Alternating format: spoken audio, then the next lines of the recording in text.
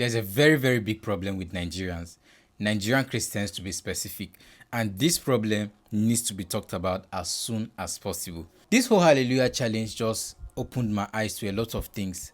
That the suffering of an average Nigerian is not political anymore, but has gone spiritual. There are over 1 million people that are watching live, praying and hoping for a miracle to come. But a lot of these people are going to be disappointed. Not because God does not love them enough not to give them things, not because God has not heard their prayers, but because the system, the very system that they live in, has denied them every single good thing that God has in plans for them. Whatever I'm going to say here is either going to make you angry and hate me even more, or open your eyes to the very reality that we face. I have never in my life imagined that the miracle in the Bible would be so belittled to the point that someone would be hoping for a cell phone, praying for it dearly, and accord it to mean miracle. While I was scrolling online, I saw things that almost made me tear up. Nigerians were praying for jobs. Nigerians were praying for phones, for laptops, for marriages. And these things struck me. I said, other countries do not have to pray for these basic necessities. That affording a phone means that you have achieved something so huge. Who has done this to us? I know that the system is so bad to the point that we have started looking at these things as huge, but these things are the barest minimum that every single citizen of every single country ought to have without complaints or without tussle and hassle. This is the very system that has spiritualized what is ordinarily your right to have. Now, I do not blame the congregation or even you that is having these desires for these things. I cannot come and blame you for wanting a phone, because actually phones have become miracles to you. I cannot blame you for wanting a husband, because that is a huge miracle that is going to happen for you. I can only blame the system, and the system is the church that you belong to. The system that makes you believe that these things are miracles, because they are not. Dress like your miracle. Okay, what happens after the miracle happens? Let's take marriage for instance. When you pray in your wedding gown that you want to appear as your miracle, does your boyfriend propose to you, or does a man magically appear from La La Land and propose to you? What happens? How then do you create bond with someone that appears magically somewhere and comes and proposes to you, and you are accepting and you're happy, and then in few years time you're running back for divorce, or you're crying that this person is maltreating me and is assaulting me in one way or form? Do you not see that these problems are not as spiritual? Do you not see that the reason why you do not have a job is because you went to school and prepared for a market that no longer exists? Do you not see that the reason why you're suffering so much is because you do not have a skill or a service to offer to somebody to award you money? Do you not see that you do not have the skill set that can earn you money? You cannot start praying for a job in Deloitte or Microsoft without having the necessary skills. If you studied political science or social science in the university and you're praying for a job, ask yourself, what can I even work as? As a political science student that graduated from the university, what kind of job can be given to you? If someone calls you today and tells you you're hereby offered a job in Deloitte or in Shell, and you studied political science in the university, would you not be amazed? Would you not say, how is that even possible? You would, because you do not have what it takes to offer these people any value in their company or even in the office. But here you are wallowing in the idea that miracles are going to fall somewhere. Why are Nigerians like this? Why are the Nigerian men of God like this? Why do you not want to see the truth that these things you're praying for can be gotten by mere effort? I am not talking about the effort that you're going to exert for yourself. I am talking about the very system that have put you in the same place that you are, and you are not getting any salvation from it. Why? Because the same people that designed the system are still maintaining the system, and nothing is going to happen if nothing changes. Your pastors are meant to speak the truth into these roaring jaws of wicked people that we call leaders in Nigeria. Your leaders are meant to tell them that, look, if you do not do what is right, we are going to come against you with the force of demonstrations and protests and all manner of things. You have trained your members to be docile. You have trained your members to be cowards. You have trained your members to pray for the basic things they are meant to hold the government accountable for so that the government does it for them. What are you training your congregation as? That you cannot tell them that, okay, because you do not have good roads, that is why you are having so many accidents. You don't have to go and start praying that God saves you from accidents. There are countries that have 2% death rate from road accidents. Why? Because they have the roads. They have made sure that there are laws that if drivers break these laws, they are going to face the consequences in jail. You are not holding your leaders accountable for the dangerous roads and the potholes we are having, yet you are praying that you should be saved. Why can't your pastors lead the change and tell you and speak into your governor or your local government chairman or your councillor in order to make sure that these things happen? They are dragging you to prayers and 30 days challenges and hallelujah challenges, and Nigerians are praying for phones. My goodness. Has it gotten to this point? You might hear the truth and not want to accept it, but that is just it. You do not need to pray for some of these things you pray for. In a good system, you're going to have it. Now, there is something very contradictory, yeah? You're praying for visa to another country. You're forgetting that these countries are the way they are because the citizens held their governments accountable. You're praying to go to Canada, to UK, forgetting that Canada and UK is the way it is because some people made sure that the leaders are responsible.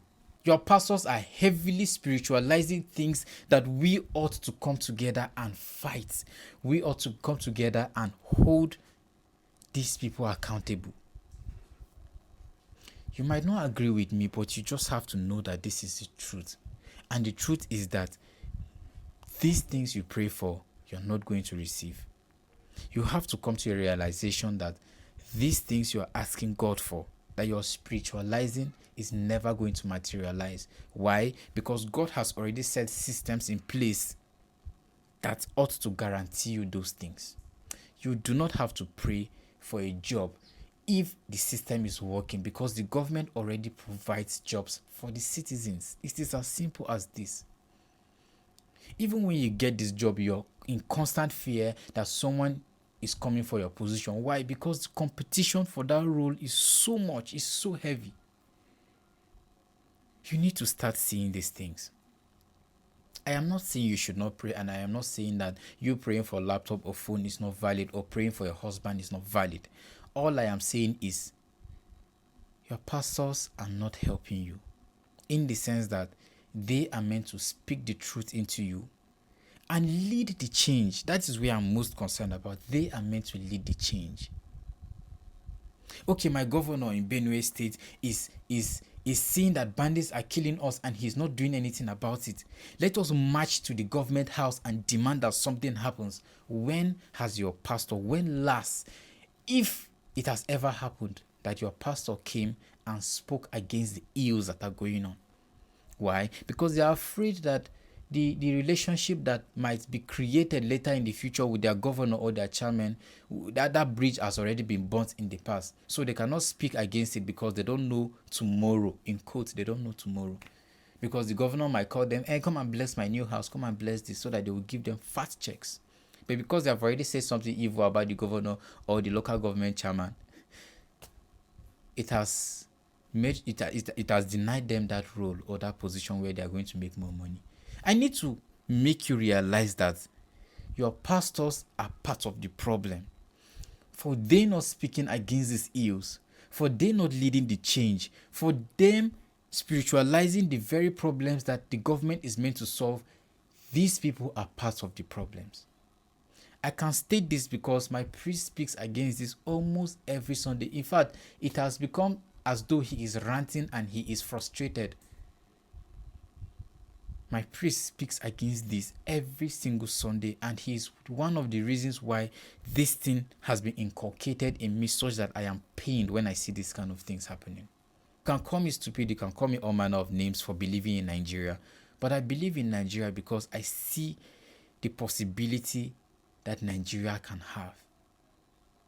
And if the pastors cannot fearlessly lead the change, then I don't think they are serving God, because the apostles of the old spoke against the ills of the government. But your pastors do not want to speak against the government because they are in close relationships with them. They have family members and relatives in these government roles, so they cannot speak against it.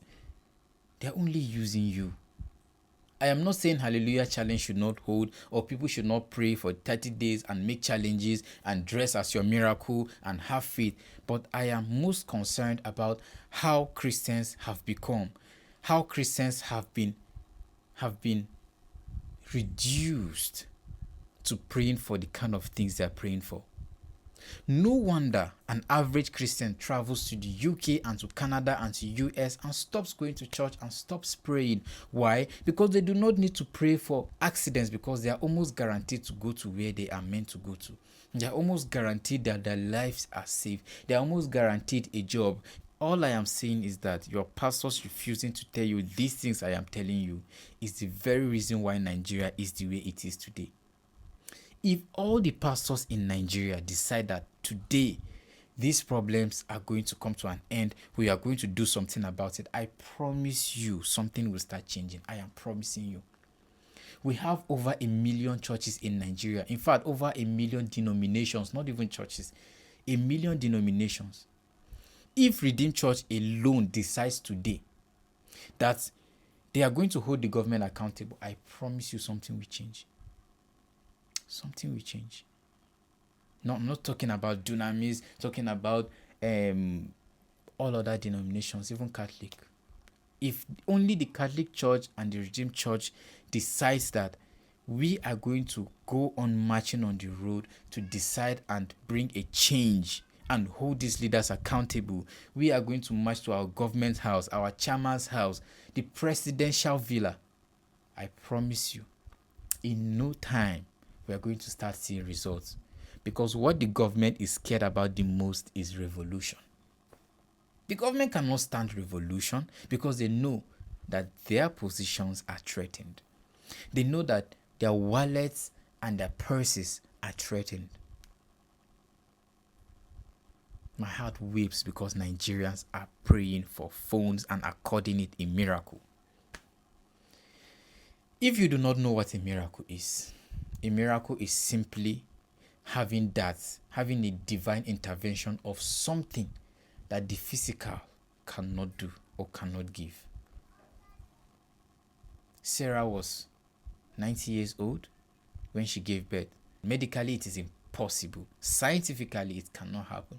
That is what a miracle is. That water turns to wine. How can you prove that scientifically? It is impossible. That someone can walk on water without something to keep the person afloat is impossible. That someone has been risen from the dead when it has been medically proven that this is impossible is what we call miracle, not having visa to go to a country that the citizens have decided that the system is going to work. Start to see Nigeria as a home, because I promise you, if you like, go to Canada. It takes one policy for you to be deported.